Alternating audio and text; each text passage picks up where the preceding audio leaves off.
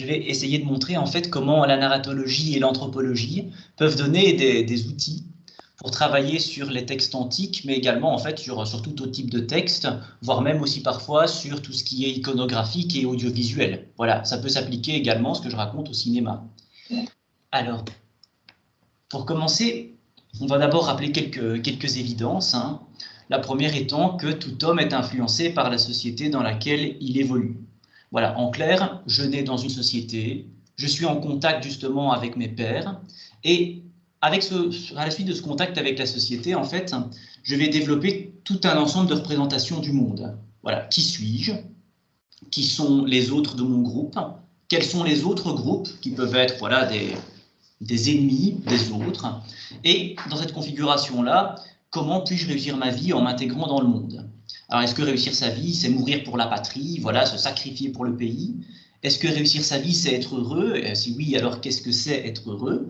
Voilà, c'est tout un tas de questions, tout un tas de points sur lesquels, justement, on va développer des représentations.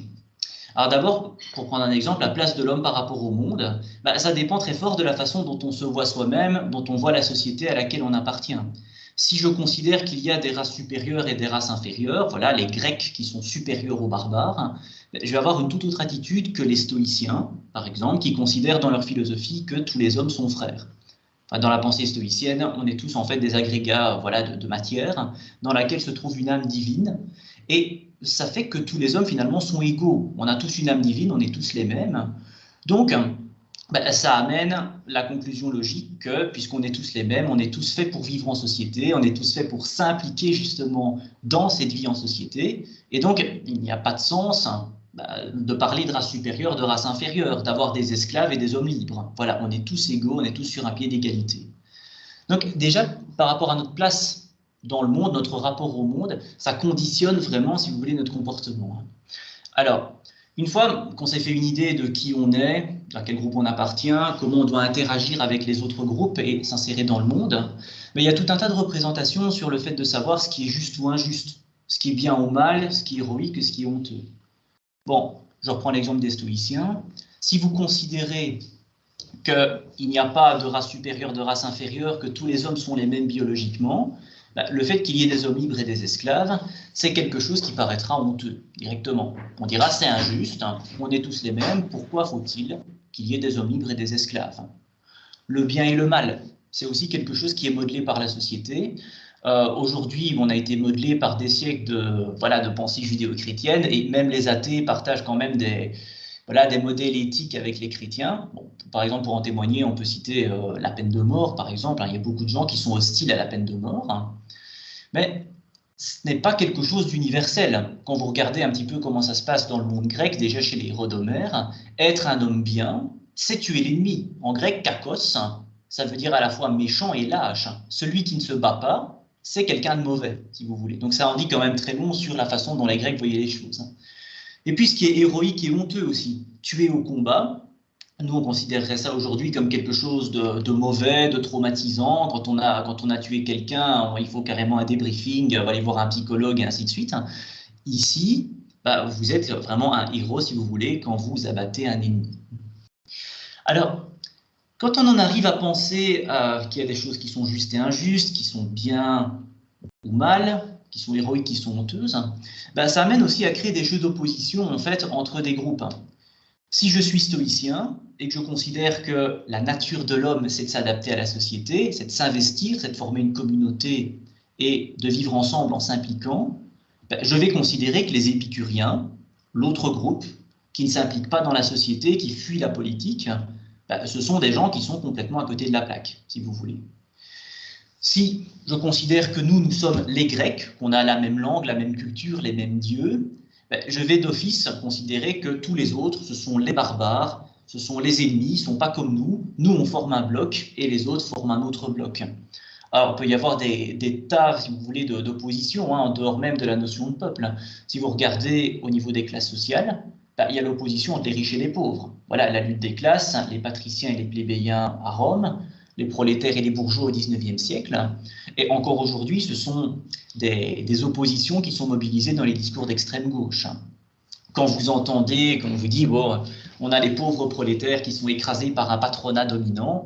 Mais si vous voulez, on est vraiment dans cet imaginaire-là. Et donc, on a toujours l'impression de faire partie d'un groupe opposé à d'autres groupes qui devient voilà, l'autre, l'étranger, parfois même l'ennemi. Et ce qui est assez amusant, c'est qu'on a toujours l'impression de faire partie du bon groupe. Et même, ça c'est étonnant, même les criminels ont l'impression de faire partie du bon groupe par rapport aux autres. Voilà, il y a des études en fait, de sociologie qui se sont intéressées à ça, et certains sociologues affirment que, en fait, contrairement à ce qu'on pourrait imaginer, les voyous ont parfaitement intégré le modèle capitaliste. C'est-à-dire qu'aujourd'hui, l'idéal dans la société, c'est de gagner beaucoup d'argent en ne faisant pas grand-chose.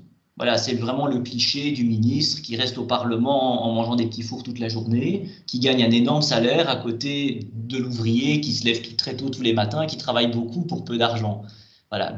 En fait, d'après ces études-là, les criminels auraient parfaitement intégré le modèle capitaliste. Ils diraient, mais en fait, pourquoi est-ce qu'on devrait travailler alors qu'on peut se faire beaucoup d'argent en ne faisant pas grand-chose? Pourquoi on serait obligé de respecter la loi alors que les puissants qui ont de l'argent peuvent se permettre de ne pas la respecter, et eux, on ne leur fait rien? Bon, c'est un peu cliché, mais c'est ce qui ressort justement des personnes interrogées. Et donc, dans cette optique-là, finalement, nous, on est les gentils, on est des pauvres et on a les mêmes droits que les riches, et on va se battre pour avoir le droit aussi de commettre des délits. On va se battre, on va quand même essayer de le faire, parce que c'est pas juste qu'eux aient le droit parce qu'ils sont riches. Voilà. Ça, c'est un petit peu, si vous voulez, le genre d'opposition qui vont se créer finalement. Hein. Et ça peut amener tout un tas d'émotions, cette façon de voir les choses. Je reprends l'exemple justement du criminel. Si je suis un voyou, que je veux gagner de l'argent en ne faisant pas grand-chose, et que la police me capture, je serai en colère, je considérerai la police comme l'ennemi, parce que ce sont les méchants au service du capital, au service des riches, qui veulent être les seuls à gagner beaucoup d'argent en ne faisant rien. C'est un peu l'idée. Donc, ces représentations, ça va nous amener des émotions, et qui dit émotion, dit action. Si je suis ému, si je suis touché, je vais être tenté en fait d'agir. Bon, si je prends un exemple antique, l'idéal de gloire que véhiculaient les poèmes d'Homère, le fait de vouloir être voilà, le plus brillant sur le champ de bataille, tuer beaucoup d'ennemis et être célébré comme un héros une fois que je serai mort, cet idéal de gloire va me donner envie justement de me battre au maximum. Me dire, je suis prêt à mourir pour la patrie, pour la gloire, c'est le plus important.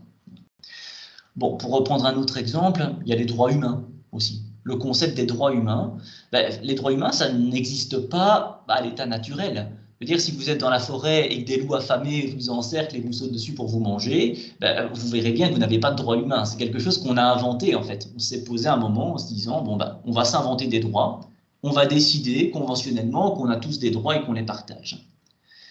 Cette création, ces droits qu'on s'est inventés, ça va quand même amener des émotions et des actions. Si je suis arrêté de façon arbitraire, je vais être en colère, je vais trouver ça injuste, et je vais être prêt à me battre parce qu'on ne m'a pas respecté dans mes droits humains. Alors, on disait qu'on avait en fait un système de représentation du monde, tout un tas d'images, voilà, du bien et du mal, de nous et des autres, et ça va modeler en fait notre comportement.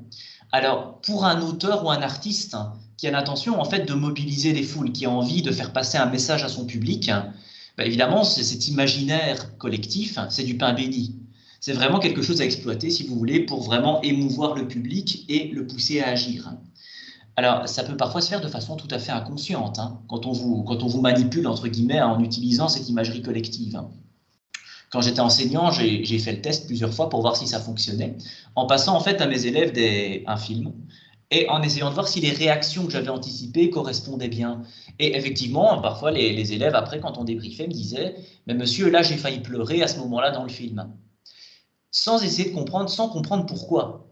Et donc, c'est tout à fait possible que, inconsciemment, on ait de la sympathie pour un personnage, de l'admiration, on ait parfois de la colère pour un autre, on ne sait pas pourquoi, mais tel personnage du récit va nous sembler sympathique, tel personnage va nous sembler antipathique, simplement parce qu'ils évoquent un sentiment de déjà-vu qui se fait en fait tout à fait inconsciemment, sans qu'on conscientise que l'auteur, par exemple, présente tel personnage comme un héros.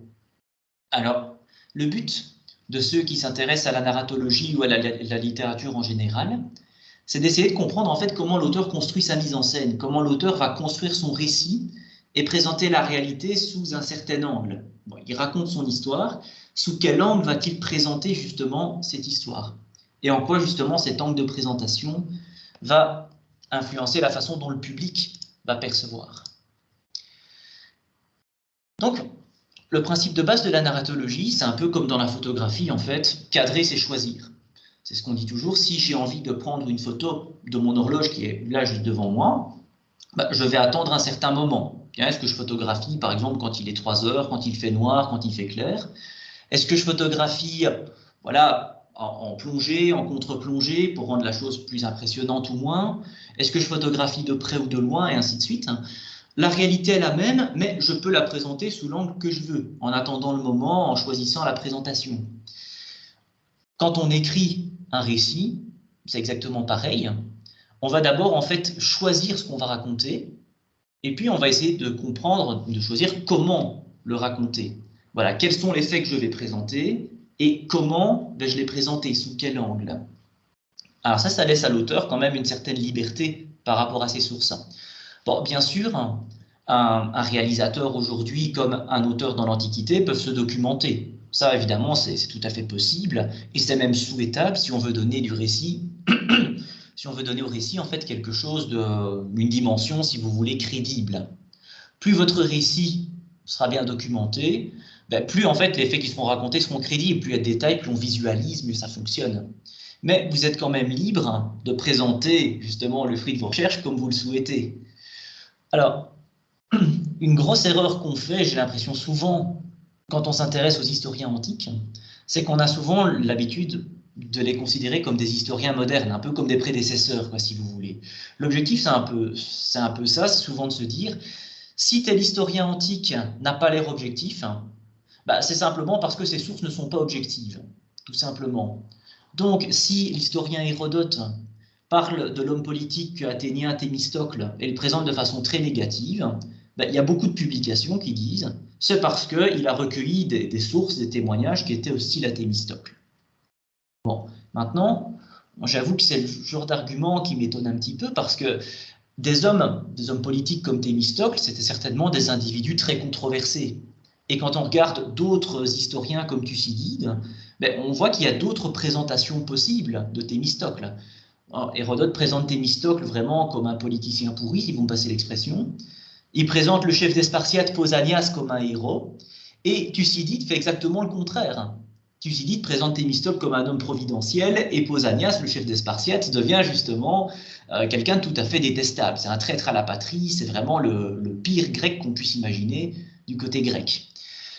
Donc, peut-être que plutôt que de faire dépendre les choses des sources, on aurait intérêt à s'intéresser plutôt à la présentation en tant qu'auteur. Voilà, est-ce qu'Hérodote est un auteur et comment choisit-il de présenter sa réalité? C'est un peu ça.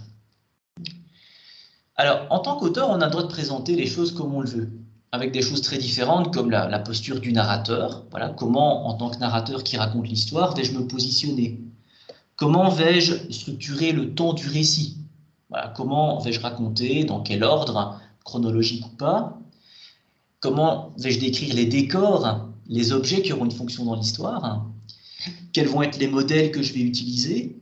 Est-ce que je vais faire des oppositions entre les personnages, entre les héros et les méchants? Est-ce que je vais présenter tout le monde de façon beaucoup plus réaliste, avec chacun leurs qualités et leurs défauts? J'ai le droit de présenter les choses comme je le veux, et ce, même si je pars justement d'une base de réel. Si je me suis informé, si j'ai été en Égypte pour se connaître un petit peu mieux l'histoire justement des Égyptiens, je peux présenter le matériel que j'ai collecté comme je l'entends. Alors, par exemple, la posture du narrateur, ça c'est quelque chose qui peut permettre en fait tout un tas de jeux au niveau de la narration. Vous pouvez être un narrateur tout à fait extérieur au récit et raconter comme si vous étiez un témoin qui assiste à la scène. Vous pouvez être omniscient dans la tête des personnages, ou vous pouvez même être un personnage du récit qui raconte en fait sa propre histoire. Et ça permet en fait tout un tas de jeux. Si vous prenez par exemple les lettres de Pline le Jeune, vous avez une lettre assez amusante où on vous parle d'un captateur de testament qui s'appelle Régulus et qui va voir une petite vieille très riche qui est en train de mourir et qui va essayer d'aider la petite vieille pour qu'elle le mette sur son testament pour après, une fois que son nom est sur le testament, dire au médecin « c'est bon, laissez-la mourir ». Quand Pline raconte ça, il vous raconte ça comme un observateur extérieur, en fait, si vous voulez. Comme si, voilà, c'était simplement quelqu'un qui assistait à la scène, sans prendre parti, sans montrer, si vous voulez, de signes de subjectivité, en racontant les choses comme si elles se passaient devant vous. Alors, c'est un aspect très positif, hein. C'est ce qu'en narratologie, en fait, on appelle la narration immersive. Euh, c'est d'ailleurs faire en sorte, comme le nom l'indique, de vous immerger dans l'histoire. Vous plongez dans la fiction, vous rentrez vraiment dedans, et vous avez l'impression de voir la scène se passer devant vos yeux, si vous voulez. Tandis que si l'auteur fait des commentaires en son nom en disant je me suis informé et suite à mes recherches, je peux vous dire que », ben là, vous reprenez conscience du fait que vous êtes un lecteur devant un texte.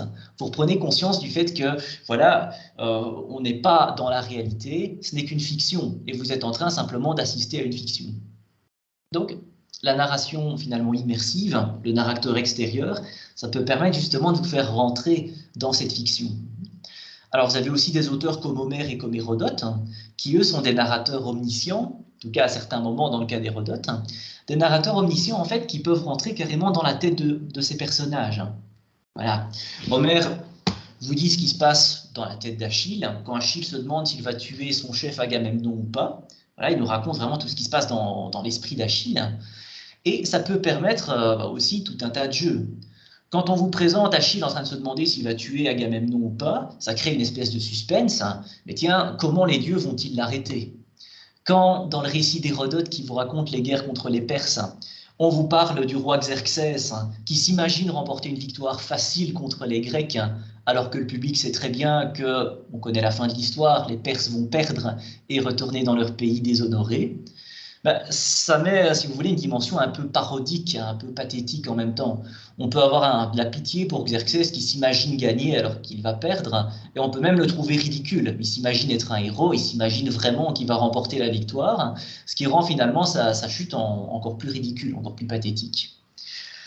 Et puis, quand vous êtes un personnage du récit, vous pouvez aussi vous amuser. Quand on prend le Satyricon de Pétrone, par exemple, où vous avez l'histoire de trois voyous à l'époque impériale qui essaient de se faire de l'argent sans trop de difficultés, finalement, hein, et qui vont essayer tout un tas de choses, comme par exemple se faire passer pour des vieillards en train de mourir, en espérant que des captateurs, comme le fameux Régulus, vont venir s'occuper d'eux. Ben, ce sont des personnages voilà, qui peuvent être vraiment ridicules. Voilà, on a vraiment, c'est vraiment de la parodie. Et le fait que le personnage du récit, le personnage principal du récit raconte l'histoire, ça participe à cette dimension parodique. Le voyou qui raconte l'histoire avec ses propres yeux est en fait parfois très bête. Et il est tellement bête que parfois il vous raconte des choses de façon très naïve, ce qui fait que vous comprenez, vous le public, vous comprenez ce que le narrateur en jeu ne comprend pas. Voilà, vous avez un narrateur qui dit « Oh, il y a quelqu'un de très gentil qui m'a aidé à porter mes bagages et qui a voulu carrément les apporter à l'hôtel avant que j'y arrive. » Bon, vous comprenez que c'était un voleur qui lui a simplement en fait pris ses bagages. Et le comique résulte du fait que le narrateur, justement, ne comprend pas, alors que vous comprenez. Donc, cette posture du narrateur, ça permet tout un tas de jeux, si vous voulez. Vous pouvez vraiment vous amuser à donner de l'histoire, la présentation que vous voulez. Alors après le narrateur, vous avez aussi le temps. Voilà. Dans quel ordre vous choisissez de raconter les choses? On peut prendre un ordre chronologique, simplement raconter du début à la fin, mais vous pouvez aussi jouer avec ce qu'on appelle les anachronies, c'est-à-dire que vous commencez en fait en plein milieu de l'action. Et le public se demande comment on en est arrivé là, et là vous faites des flashbacks, vous remontez un peu en arrière, pour essayer de comprendre en fait justement, oui, comment on en est arrivé à ce moment-là. Le plus bel exemple de flashback, c'est l'Odyssée d'Homère, évidemment, hein, où vous avez Ulysse qui est juste à la dernière étape avant d'arriver chez lui, et qui va raconter aux Phéaciens, donc un peuple de marins qui l'accueille, comment il en est arrivé là.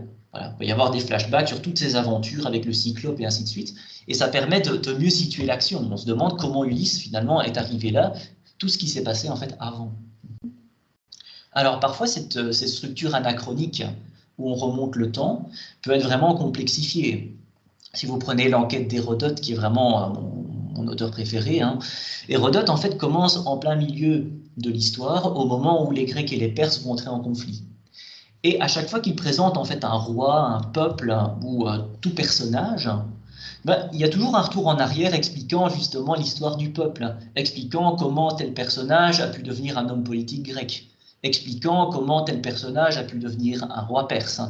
Et c'est comme ça qu'en fait, on a des retours en arrière en série, si vous voulez, qui vont permettre d'introduire énormément de matériel en dehors de l'histoire principale. Voilà, si l'histoire principale, c'est juste comment les Grecs et les Perses arrivent au contact, vous allez pouvoir introduire, grâce à ce subterfuge, toute l'histoire de l'Égypte, toute l'histoire des Scythes, toute l'histoire voilà, des Perses et ainsi de suite. Vous pouvez vraiment remonter le fil du temps comme vous voulez. Alors, qui dit temps dit aussi lieu. Voilà. Il y a des endroits, des décors qui peuvent servir à l'action et qui peuvent avoir aussi une fonction symbolique. Il y a des objets qui peuvent servir à l'action et qui peuvent aussi avoir voilà, tout un côté symbolique. Bon, si par exemple on prend les décors, le fait de décrire le décor, ça peut parfois vous permettre en fait de mieux camper l'action. Le fait, par exemple, que le décor puisse aussi refléter l'état d'un personnage, ça permet aussi de mieux comprendre le personnage. Je vais vous prendre un exemple très simple. Tacite, en fait, dans ses annales, raconte qu'on avait comploté contre la mère de Néron, Agrippine, et qu'on allait en fait en pleine nuit, quand Néron était ivre, à force voilà, d'avoir banqueté, d'avoir bu, et ainsi de suite, on va lui annoncer que sa mère complote contre lui. Alors, quand on vous décrit justement les ténèbres de cet endroit où on n'y voit pas clair et ainsi de suite, la description du lieu correspond en fait à l'état mental de Néron, qui lui justement en fait n'est pas au clair, qui est lui aussi en fait dans les ténèbres parce qu'il a bu trop de vin, et qui n'y voit pas clair et qui se laisse justement terroriser par cette nouvelle du complot soi-disant que trame sa mère contre lui. Voilà. Alors, vous avez aussi des objets qui peuvent avoir une certaine symbolique. Si vous prenez l'Iliade, vous connaissez certainement l'histoire, donc Achille, le héros, se fâche avec son suzerain, son chef, il arrête de combattre, et à partir de là, les Troyens, les ennemis, vont remporter des victoires en série. Et puis on a le meilleur ami d'Achille, Patrocle, qui dit « Achille, s'il te plaît, laisse-moi aller au combat pour aider les amis.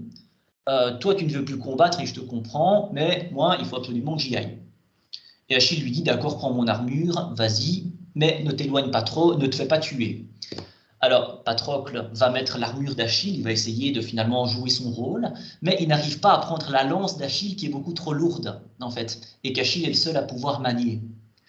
Alors, ça, du point de vue de la narration, c'est une façon, si vous voulez, de montrer symboliquement que Patrocle n'est pas du tout du même niveau qu'Achille. Voilà, Patrocle n'est pas aussi fort, il n'arrive pas à soulever la lance, et ça annonce déjà que, contrairement à ce qu'il a promis, il va se faire tuer, et Achille va être obligé à cause de ça de revenir au combat. Et c'est justement quand il revient au combat, avec cette lance que Patrocle n'a pas prise, qu'il va aller tuer Hector, justement le chef des Troyens. Donc, vous voyez que niveau du temps, des lieux, des objets, il y a tout un tas de jeux d'effets d'annonce, justement, qu'on peut amener. Alors, autre point qui peut influencer aussi la présentation, ce sont en fait les jeux de contraste entre les personnages, les individus, et entre les groupes de personnages. Bon, on a par exemple, dans l'Iliade toujours, Achille, qui est vraiment le grec par excellence, le héros par excellence, qui a tout, mais qui n'est jamais qu'un vassal. Voilà, il est chef d'un groupe, le groupe des Myrmidons, mais le grand chef, c'est Agamemnon.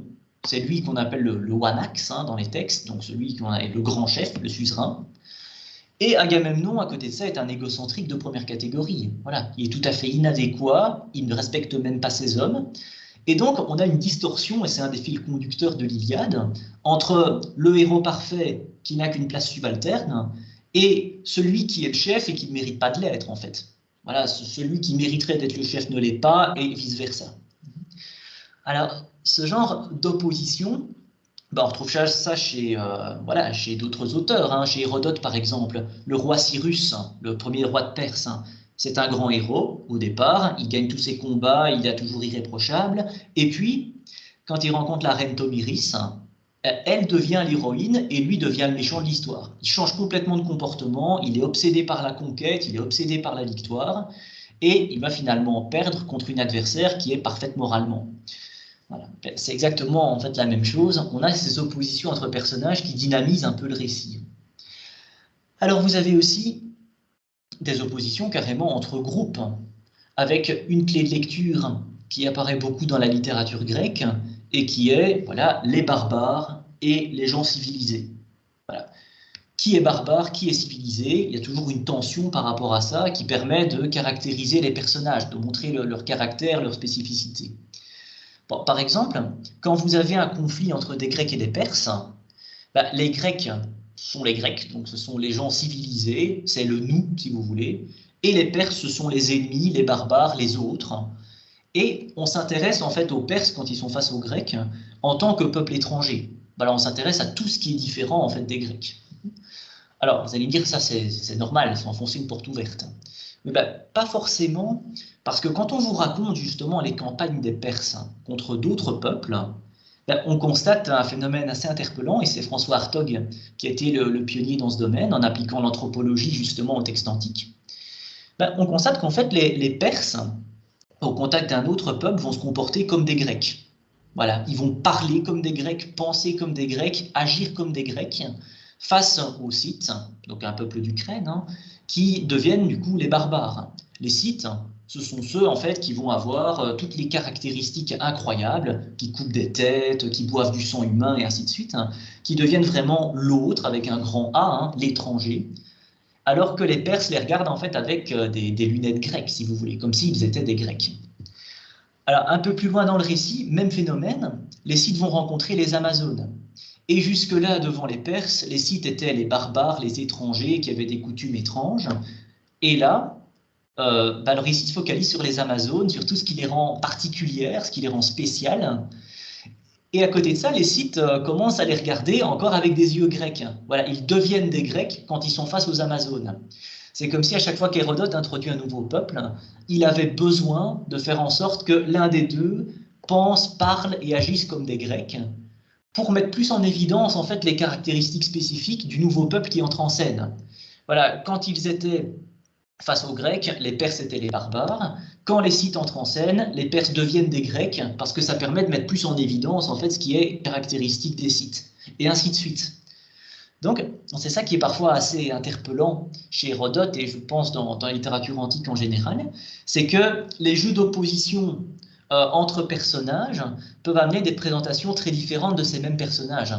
Un même personnage ne joue pas forcément le même rôle en fonction de ceux avec qui il se trouve en interaction. Voilà, quand Cyrus, le roi perse, se trouve face à Crésus, face à son grand-père, ses premiers ennemis, il est le héros. Quand il se trouve face à Tomiris, il est le méchant. C'est un peu ça, le même personnage peut changer en fonction des personnages qui sont en contact avec lui. Et c'est la même chose pour les peuples. Alors, il reste qu'une dizaine de minutes, mais je pense que ce sera largement, je vais passer un peu plus vite là-dessus. Il reste la question aussi des modèles, du modèle ou des modèles, parce que non content de jouer sur la temporalité, sur les lieux et ainsi de suite, un auteur est capable aussi d'utiliser des modèles d'autres auteurs. Voilà, je peux m'inspirer des grands classiques pour rendre mon récit meilleur. Alors, quand je dis s'inspirer des modèles, c'est, je pense, un des points fondamentaux de ma thèse. Quand on parle de l'influence, cette influence, ça peut s'exercer de façon très différente, en fait. Il y a des tas de façons d'être en rapport avec son modèle. Je peux, par exemple, mettre en valeur, justement, un personnage.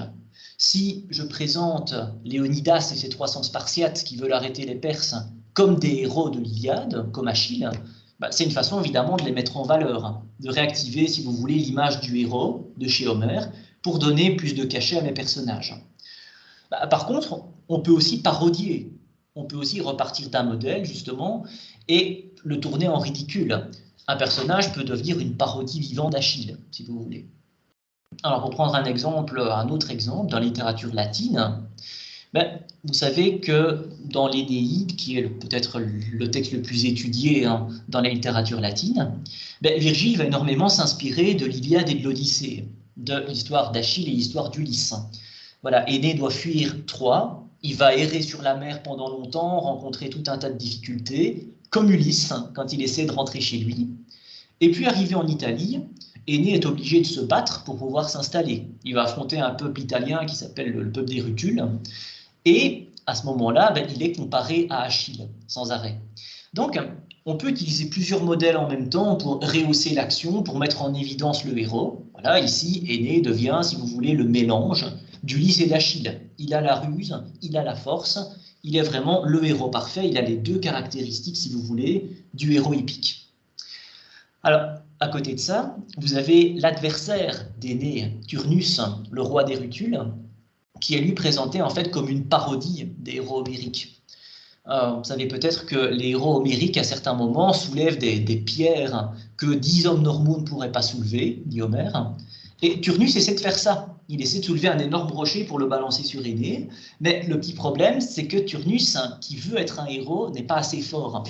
Et donc, il n'arrive pas à lancer suffisamment loin son rocher pour atteindre sa cible. C'est une façon, en fait, de montrer que, oui, en fait, Turnus veut être un héros, mais il ne l'est pas. Voilà, tout simplement. Vous avez chez Hérodote le roi Xerxès qui veut se battre avec un fleuve comme le fait Achille dans l'Iliade, qui veut soumettre un fleuve, montrer qu'il est le plus fort. Mais Xerxès en devient ridicule parce qu'on voit très bien qu'il n'est pas du même niveau qu'Achille. Et donc, l'utilisation du modèle, ça peut être voilà, pour mettre en valeur, pour parodier, pour souligner des différences et ainsi de suite. Il y a tout un tas de relations qu'on peut justement établir avec le modèle. Alors, quand je dis le modèle, ça peut être aussi les modèles. Parfois, on peut avoir plusieurs modèles, on peut s'inspirer de plusieurs auteurs pour justement en fait piocher, si vous voulez, puiser un maximum d'idées, d'images pour créer une scène qui sera encore mieux que celle des modèles. On mélange pour faire encore mieux. Voilà ce que j'ai appelé dans mon PowerPoint la contaminatio, parce que dans le théâtre latin, parfois les auteurs faisaient ça, ils prenaient deux comédies grecques et ils mixaient, si vous voulez, les deux intrigues pour faire une intrigue plus complexe, plus amusante. Et on peut avoir aussi parfois un modèle qu'on va réorienter. Alors qu'est-ce que ça veut dire, c'est un modèle qu'on va réorienter?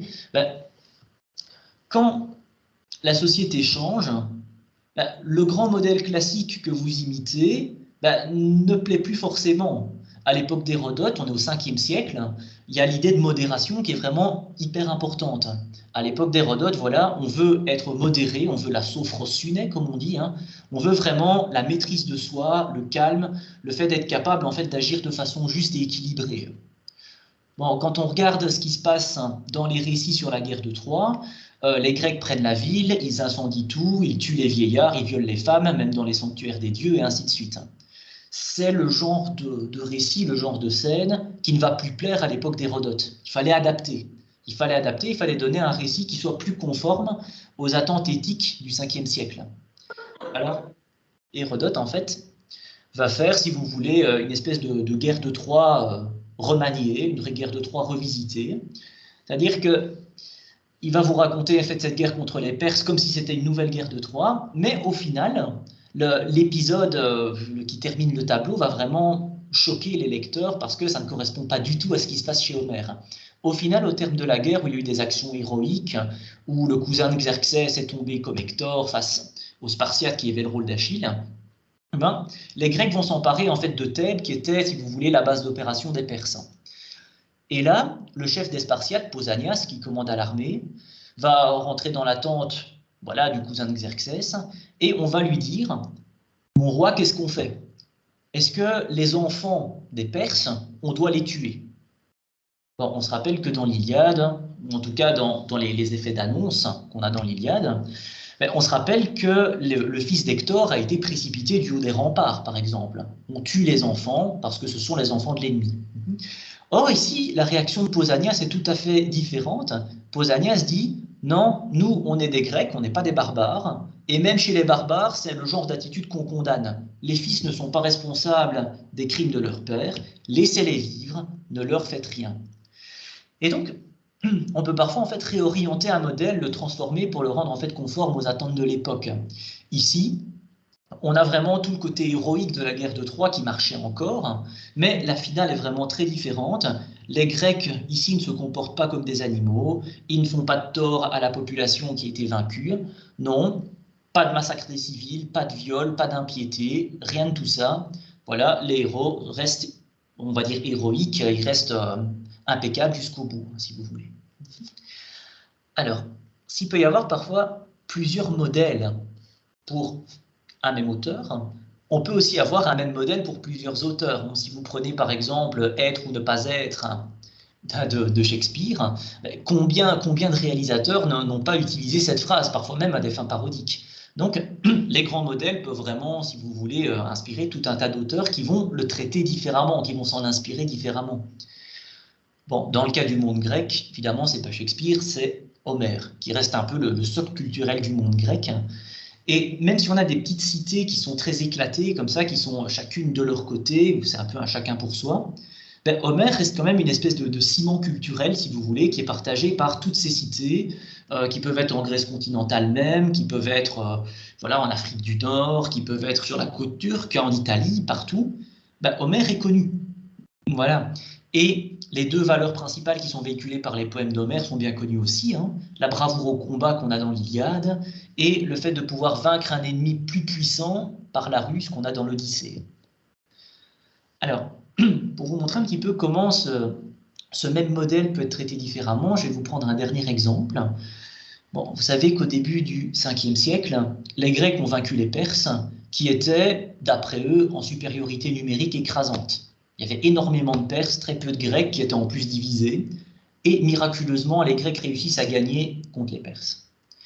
Alors, là, évidemment, dans le chef des Grecs, c'est vraiment un événement que voilà, les sociologues appellent la mémoire traumatique, hein. C'est vraiment un événement qui va laisser une trace, si vous voulez. C'est vraiment un événement qui est là, qui laisse une trace, et qui amène les Grecs à se dire « on a fait quelque chose de vraiment incroyable, aussi incroyable que les héros d'Homère ». Et ça fait que quand ils se représentent en fait la victoire des Grecs sur les Perses, ben, les artistes grecs, les écrivains grecs vont souvent en fait faire des liens entre cette guerre, ben, une guerre presque contemporaine, avec la guerre de Troie justement. C'est toujours ce barbare de l'Orient qui va être vaincu par la force grecque, aidé par les dieux. C'est un peu ça. Alors, on a beaucoup d'auteurs qui vont s'inspirer d'Homère, mais la question, c'est pas tellement de savoir s'ils le font, c'est de savoir en fait comment ils le font. Et parfois, il y a des différences tout à fait significatives. Bon, si on prend par exemple ce qu'on appelle le portique peint, donc la stoa poikile, en grec, hein, c'est un portique, comme le nom l'indique, avec 4 grandes peintures dessus, mais vous avez la guerre de Troie qui est représentée, la guerre contre les Perses, et 2 scènes aussi qui sont mises en parallèle. Vous avez le combat des Lapides contre les centaures, donc des Grecs contre des créatures magiques, et le combat en fait de Thésée contre les Amazones. Donc les 4 peintures mises en parallèle ont été interprétées comme, si vous voulez, une mise en scène du combat de l'ordre contre le chaos. Les Grecs sont les bons, c'est l'ordre, et les barbares sont les envahisseurs, les méchants, le chaos, les forces du mal. Et la victoire des Grecs contre les Perses, c'est la victoire du bien contre le mal, de l'ordre contre le chaos. Donc, si vous voulez, là, vous avez vraiment une présentation tout à fait stéréotypée.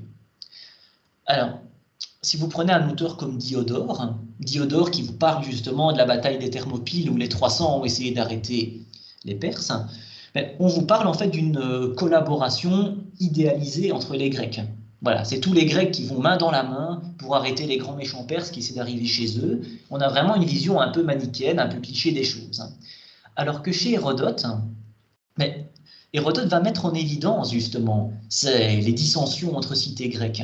Contrairement à Diodore qui montre tous les Grecs qui collaborent et qui se comportent comme des héros homériques, voilà, tous en chœur, Hérodote montre que les cités parfois n'arrivent pas à se supporter, n'arrivent pas à s'accorder et sont vraiment en dissension, en conflit les unes avec les autres. La différence, c'est que Hérodote, en fait, tout en montrant ces difficultés à s'accorder qui correspondent à son époque, puisqu'il écrit en pleine guerre du Péloponnèse, où Athènes et Sparte, en fait, s'affrontent, Hérodote va mettre en évidence, justement, ceux, comme Léonidas, qui vont choisir, en fait, de surmonter ces différences. Donc, Diodore présente comme des héros homériques ces Grecs qui vont tous main dans la main, alors qu'Hérodote présente comme des héros ceux qui arrivent à passer au-dessus en fait de ces dissensions entre cités, ceux qui arrivent à mettre un terme au chacun pour soi en disant « il est temps de se sacrifier pour la Grèce, battons-nous et là on sera des héros ». Et c'est comme ça que vous avez Léonidas, par exemple, qui va se sacrifier pour la Grèce, ce qu'on apprend au terme de l'histoire. Donc on s'imagine que la bataille des Thermopyles, c'était une simple défaite. Alors c'est vrai, jusqu'à ce stade-là du récit, on s'imagine que c'était le cas, et historiquement, c'est tout à fait possible que c'était le cas. Mais tout à la fin de l'épisode, Hérodote vous révèle un oracle qui dit qu'un homme devait se sacrifier de façon héroïque, un roi de Sparte devait se sacrifier pour permettre aux Grecs de gagner contre les Perses. Et là, le sacrifice de Léonidas devient vraiment héroïque et décisif. Léonidas se sacrifie pour le salut de la Grèce. Donc c'est un vrai héros par rapport aux autres qui n'arrivent pas à passer au-dessus de ces difficultés, justement à s'accorder. Bref, on a toujours en fait un point de vue qui est là quelque part.